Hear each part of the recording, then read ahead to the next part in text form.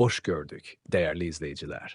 Ölkədə və dünyada baş verən ən son xəbərlərdən anındaca xəbərdar olmaq üçün Günlük Xəbərlər YouTube kanalımıza abunə olun və bildirişləri açmağı unutmayın. Avqustun 20-sində Azərbaycanda hava şəraitinin əsasən yağmursuz, lakin bəzi rayonlarda yağışlı keçəcəyi gözlənilir. Bakıda və Abşeron yarımadasında hava əsasən yağmursuz olacaq. Mülayim şimal-qərb küləyinin gündüz arabir güclənəcəyi gözlənilir. Gecə temperatur 20-24 dərəcə isti, gündüz isə 29-33 dərəcə isti olacaq. Atmosfer təzyiqi 7-158 mm civə sütunu təşkil edəcək. Nisbi rütubət gecə 70-75%, gündüz isə 50-55% olacaq. Azərbaycanın rayonlarında hava şəraitinin əsasən yağmursuz keçəcəyi gözlənilir. Lakin gündüz şimal və qərb rayonlarından başlayaraq bəzi yerlərdə arabir yağış yağacağı ehtimal olunur.